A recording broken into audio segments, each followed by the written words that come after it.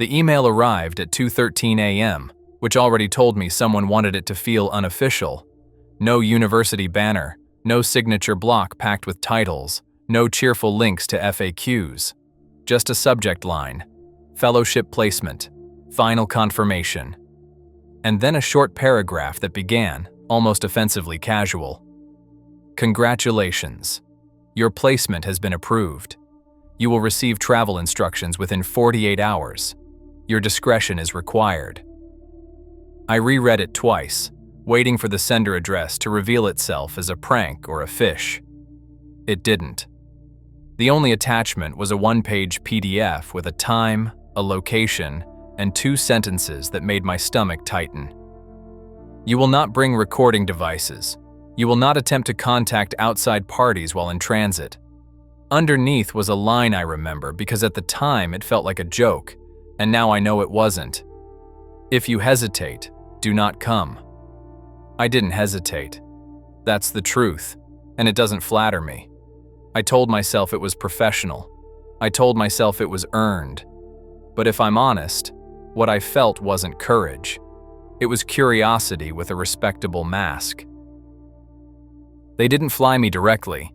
It was commercial flights first, normal airports, normal announcements, normal people dragging bags and complaining into phones. Then a connection that wasn't listed on any public board. Then a car with tinted windows.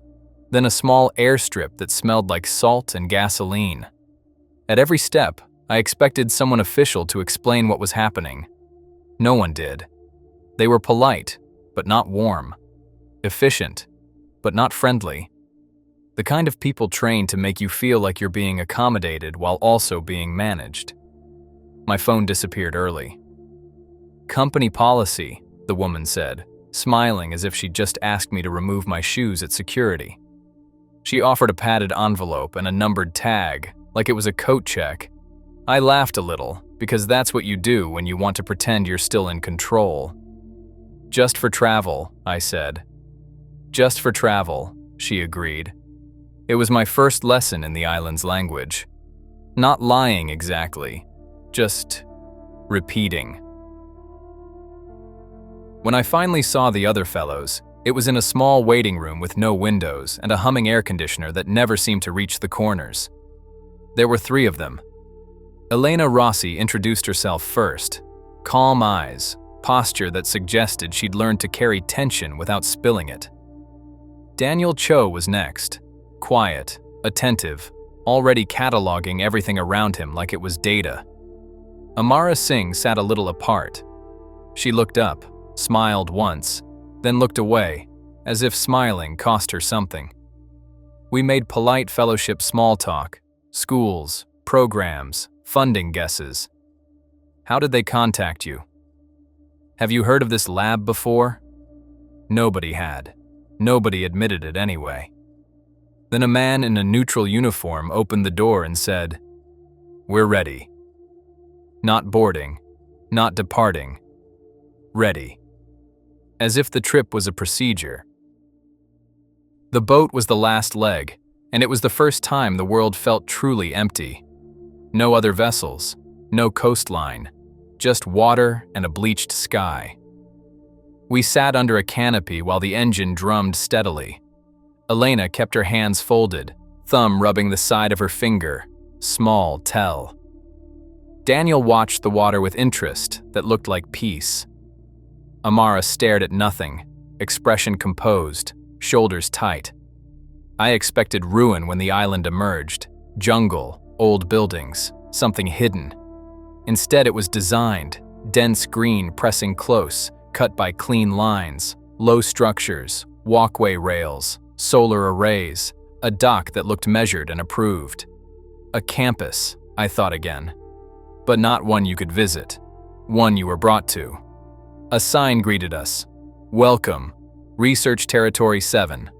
Authorized personnel only. No country name, no agency. Just territory, like a piece of the world carved out and labeled as function. A man waited at the end of the dock, mid-60s, calm eyes, prepared. He shook each of our hands. "Welcome," he said. "I'm Dr. Moreau." I heard myself start. "Dr. Moreau, As in, he smiled gently. As in me. Then he gestured inland. Come, we'll begin with orientation. Begin. Not settle in. Not get comfortable. Begin. Orientation took place in a bright room with glass walls and a view of the tree line. The jungle pressed close like a living wall. Inside, everything was clean. A table, water, tablets with no network, printed manuals and mat binders. Moreau stood at the head of the table like a professor beginning a seminar. You are here because you have demonstrated capacity, he said. Not simply intelligence, capacity, the ability to look without flinching, to reason under discomfort. He spoke without performance, like someone describing weather. Your role here is observation and contribution. You will not be asked to do anything beyond your training without preparation. Elena raised her hand slightly. Who oversees the work? Ethics review? Compliance? Moreau's eyes moved to her. Ethics is not a committee, he said. It is a practice. Elena pressed. Jurisdiction, governing bodies. A short laugh escaped Daniel before he could stop it. He covered it quickly, but the moment had already happened. Moreau lifted a hand. You're not wrong to ask, he said calmly.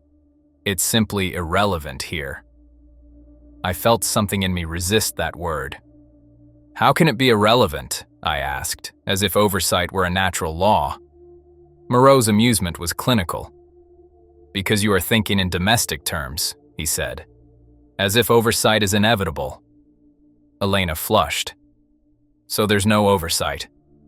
There is, Moreau said. It is local. Local to what? Local to reality. Then Moreau smiled and a quiet laugh moved through the staff, shared, not loud, the kind that marks you as new. It wasn't what they said that made my stomach sink. It was what the laughter did. It turned moral concern into a social mistake. Daniel leaned toward me. You don't come here expecting the same rules, he murmured. I whispered back, then what rules do we have? He didn't answer.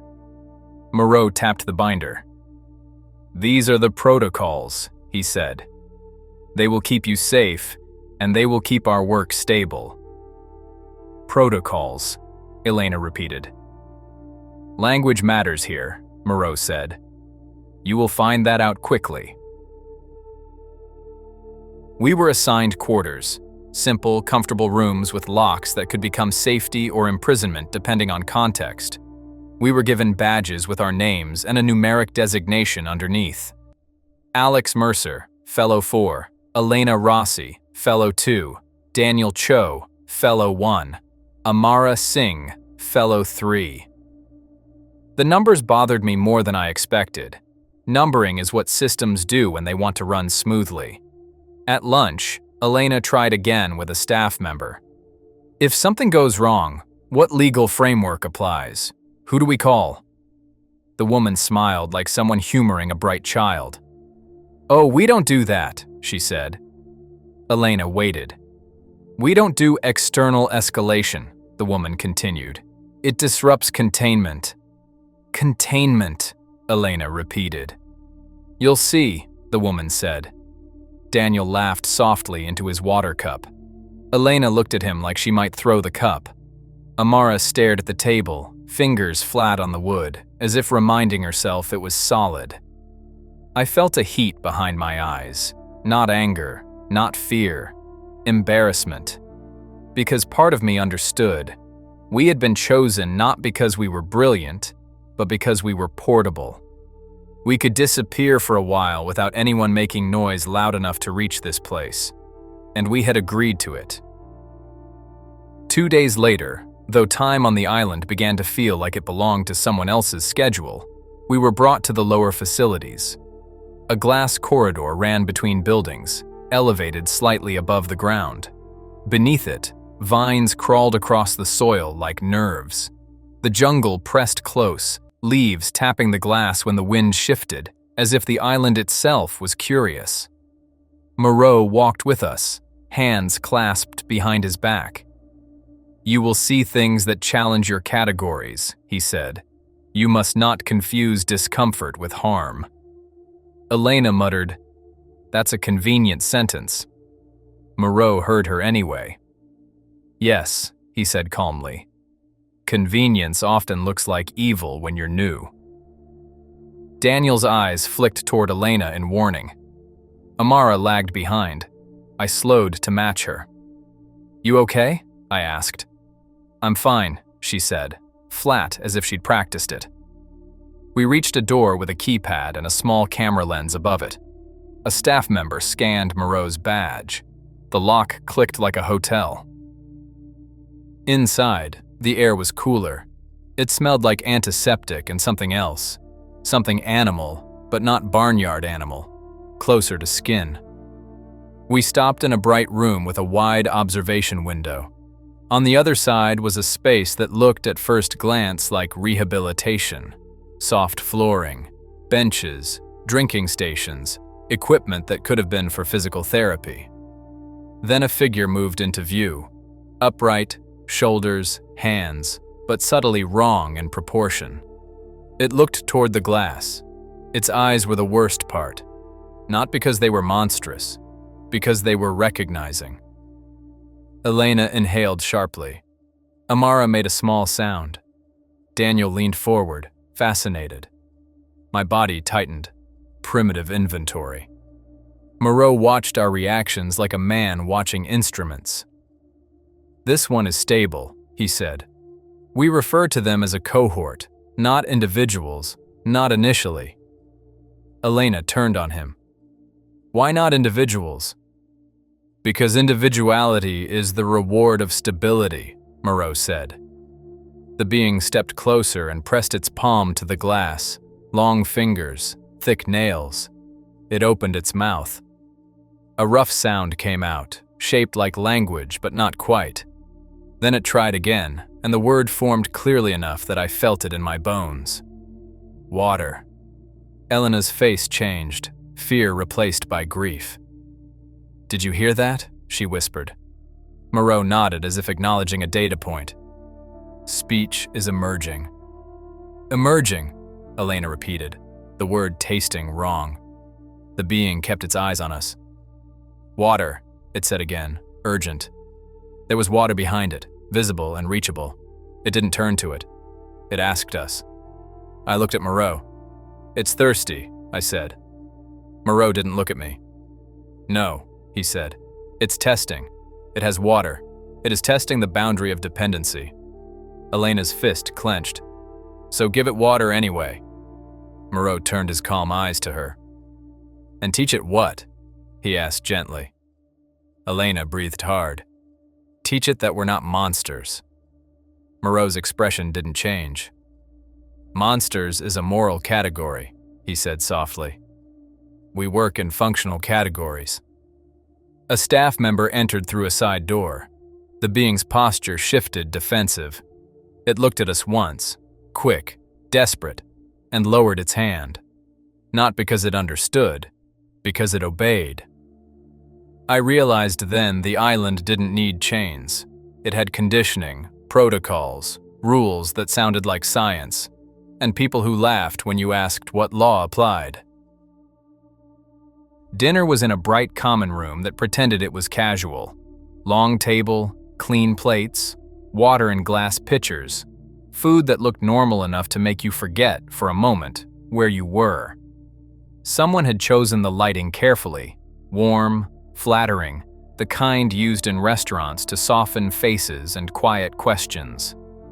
We ate like we'd known each other longer than 48 hours, because shared discomfort accelerates intimacy. Elena picked at her food. Daniel ate methodically, like he didn't want the mechanics of eating to distract him. Amara watched us all, occasionally taking a bite, her attention elsewhere. I tried to keep my voice neutral. "So," I said, "what do you think the actual scope is?" Daniel didn't look up. "Broader than they'll admit," he said. Elena gave a short laugh, no humor in it. They're not admitting anything. Amara's eyes flicked to Elena and away again. Daniel finally looked at us. "You're assuming they need permission," he said. Elena set her fork down carefully. "They do." Daniel's mouth tightened. Not anger, something closer to patience. "You heard him," Daniel said. "Local to reality." Elena's cheeks colored. "That line is nonsense." "It's not nonsense," Daniel said. "It's a statement of power. He's saying the oversight is him. That's the environment we're in." Amara spoke without lifting her gaze. "That's insane," she said quietly. Daniel shrugged. "It's efficient." Elena stared at him. "Efficient." Daniel met her eyes. "Don't pretend you don't understand the appeal," he said. "No committees, no delays, no politics." Elena's voice sharpened. "This is politics." Daniel's expression stayed smooth. "It's outcomes," he said. "It's what works." I watched Elena's hands. She was shaking slightly now, not from fear exactly. Something like moral nausea. "Did you see its eyes?" she asked, looking at me instead of Daniel. "It recognized us," I said. "Yes." "It asked for water," she continued. "Not because it couldn't get it, because it wanted contact." She swallowed. "It wanted mercy." Daniel leaned back. "It wanted dependency," he corrected. Elena's stare turned cold. "Are you hearing yourself?" Amara pushed her plate away. "I don't want to talk about it," she said. Her voice was still flat, but I heard the effort underneath. Elena looked at her, softer now. "Amara!" "I said I don't want to," Amara repeated, and that was the closest she came to raising her voice. Silence settled over the table. Warm light, normal food, 4 people trying to pretend the day hadn't put its hand on our throats. From the far end of the room, someone laughed. Staff laughter, easy, relaxed. The sound floated to us like a reminder. Other people were sleeping fine here. Elena finally spoke again, low. "If we're going to be here," she said, "we need to decide what we are." Daniel raised an eyebrow. "Fellows," he said. Elena shook her head. "Witnesses," she said, "or accomplices." No one answered, and the fact that we didn't answer was its own decision. That night, I couldn't sleep. Not because I was afraid of the island in the way people mean when they say afraid. There were locks. There were lights. There were staff within shouting distance. There was no immediate threat. What kept me awake was simpler. The realization that nothing required me to stay, except the fact that leaving would mean admitting I'd been naive enough to come. I lay in bed listening to the jungle. It wasn't silent. It never stopped moving. Leaves shifting, insects clicking. Something larger, farther away, making a low sound that could have been an animal or could have been a machine. I thought about Elena's words, witnesses or accomplices. In the dark, those didn't feel like 2 different categories. They felt like the same category with different stories told afterward. I checked the door twice, which I hated myself for. Then I sat at the small desk and opened the mat binder they'd given us. Protocols, containment, thresholds, compliance.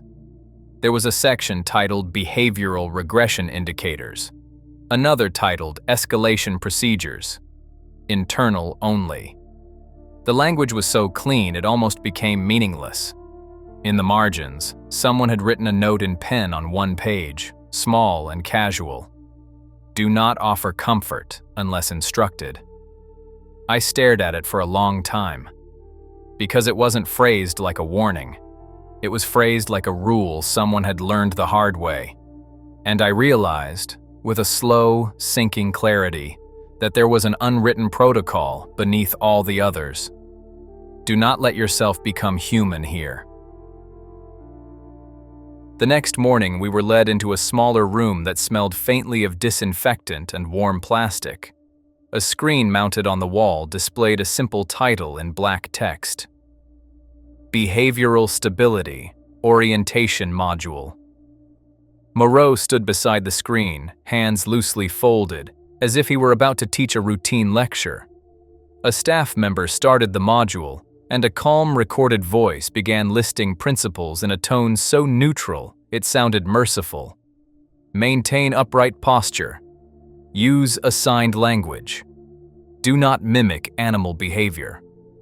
Report regression indicators immediately. The phrases were clean and clinical, but as I listened, something in me recognized the pattern. It wasn't education. It was training. It wasn't about understanding. It was about repetition. Moreau watched us watch the screen. "This is for you as much as for them," he said. "Your empathy will tempt you into errors." Elena's jaw tightened. "Errors," she said. "Yes," Moreau replied, calm as ever. "Comfort given at the wrong moment can become permission to regress." Daniel's gaze stayed on the screen, intent. Amara sat very still, hands flat on her thighs as if she were holding herself in place. The recorded voice continued. "Do not offer reassurance unless instructed. Do not reward unauthorized speech. Do not touch." I remembered the handwritten note in my binder and felt a coldness settle behind my ribs. Moreau spoke again, conversational. "You will hear it called cruelty," he said, "but cruelty implies intent. We are not here to harm. We are here to stabilize." "Stabilize for what?" I asked before I could stop myself. Moreau looked at me with mild interest, like a teacher pleased by a student's participation. "For function," he said. "For continuity. For the possibility of personhood." Daniel murmured, almost to himself, "That's elegant." Elena turned her head toward him slowly. "That's obscene," she said, and for the first time her voice carried real heat. Moreau didn't react. "It is only obscene," he said gently, "if you still believe dignity is automatic." The room went quiet. On the screen, the module reached its final line. Repeat until stable. Later that day, Elena found me near the glass corridor, staring at the jungle beyond the railings. The heat had turned the air thick, and the leaves moved with slow impatience. "You saw the module," she said. "I did." She didn't speak for a moment. I could tell she was choosing words carefully, which meant she was trying not to break. "They're using language like a muzzle," she said finally. I didn't answer quickly enough. Elena turned toward me, eyes sharp. "Don't do it," she said. "Don't do what?" "Don't start adapting so fast you forget you're adapting," she said. "That's how places like this win." Before I could respond, Daniel appeared behind us, quiet as always. "They're not wrong about reinforcement," he said, as if joining an academic discussion. "You can't build stability on contradictions." Elena's expression hardened. "You sound like you've been here longer than 3 days." Daniel shrugged. "I'm not sentimental," he said. "I'm practical." Elena let out a short, humorless laugh. "Practical. Right, like the staff." Daniel's mouth tightened. "If you want to be useful here, you stop moralizing and you start understanding." Elena stepped closer. "If you want to be useful, you remember those are not objects," she said. "They're asking, they're watching, they're learning from us." Daniel's gaze flicked away, just once. Tiny tell. "They're trained," he said. "They perform for attention." Elena's voice dropped, dangerous and quiet. "You think that makes it better?" A voice behind us said, "It makes it predictable." Moreau had approached without sound. He stood with the same calm posture, hands behind his back, as if he'd been part of the conversation all along. Elena straightened. "Dr. Moreau," she said, clipped. Moreau looked at her with patient curiosity. "You are distressed," he said. "That is understandable." "I'm not distressed," Elena replied. "I'm offended." Moreau smiled faintly. Yes, he said.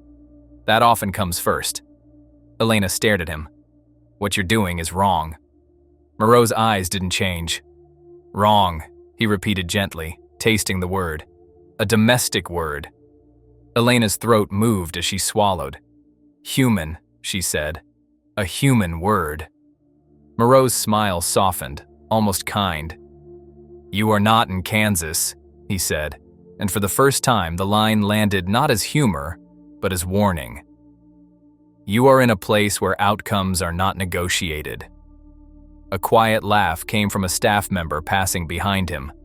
It was small, almost affectionate, and it made Elena's face flush with something like shame. Moreau tilted his head. You will learn, he said, or you will become unstable. He turned and walked away. Daniel exhaled as if he'd been holding his breath.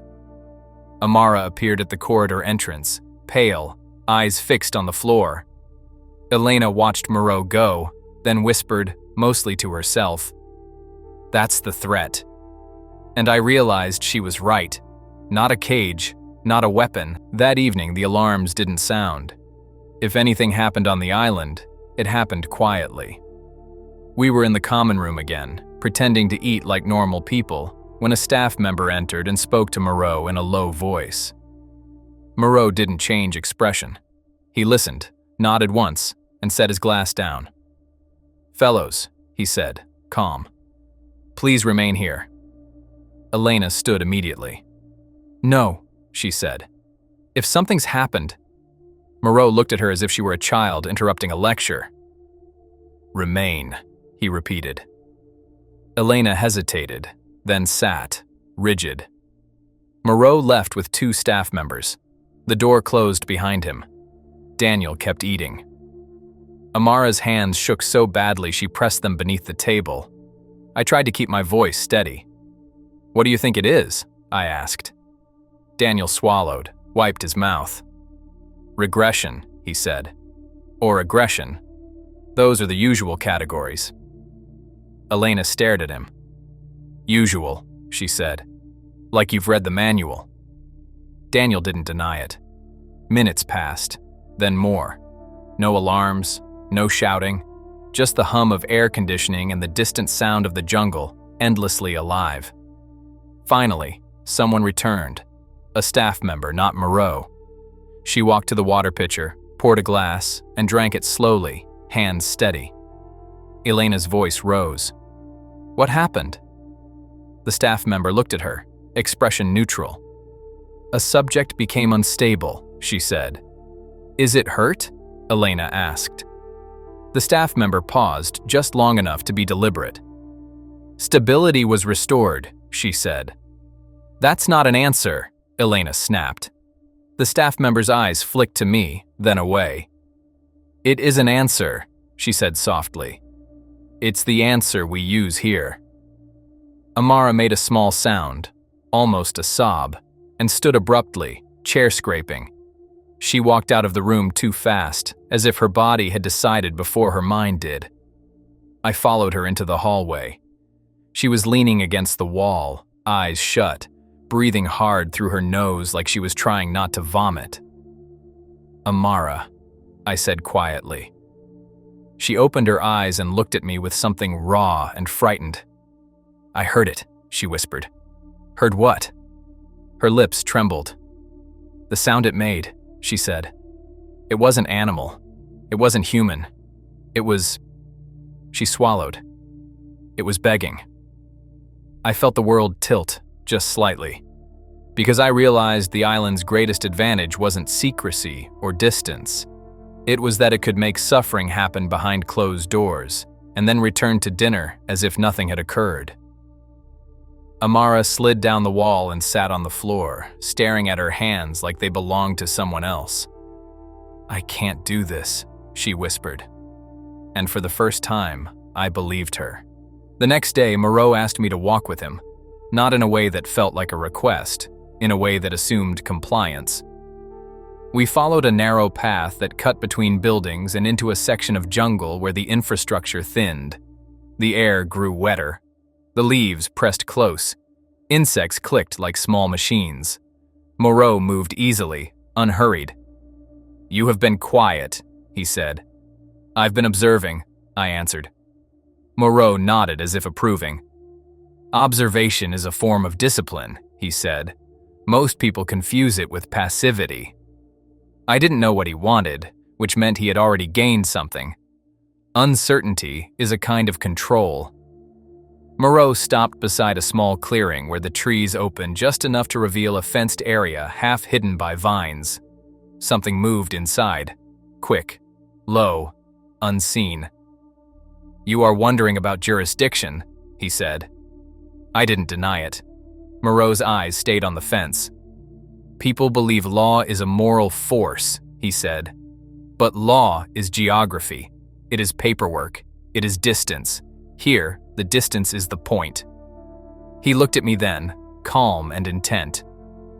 "You came because you wanted to see what cannot be done elsewhere," he said. "Do not insult yourself by pretending you expected comfort." My throat tightened. I hated that he was right. Moreau's voice softened, almost friendly. "Your colleague Elena will cause herself pain," he said, "because she believes outrage is protection." "And Daniel?" I asked. Moreau's mouth tilted. "Daniel understands incentives," he said. "He will thrive here." "And Amara?" Moreau paused, the only pause I'd seen from him. "Amara is fragile," he said at last. "Fragility is not a sin, but it is incompatible with this work." He began walking again. I followed, because that's what you do when a person defines the path. "Why tell me this?" I asked. Moreau didn't turn around. "Because you," he said, "are adaptable." The word landed like a compliment and a threat at the same time. Moreau glanced back at me once. "Adaptation," he said, "is how you remain stable." Then he walked on. And I understood something I hadn't wanted to understand. On the island, stability wasn't a goal. It was a leash.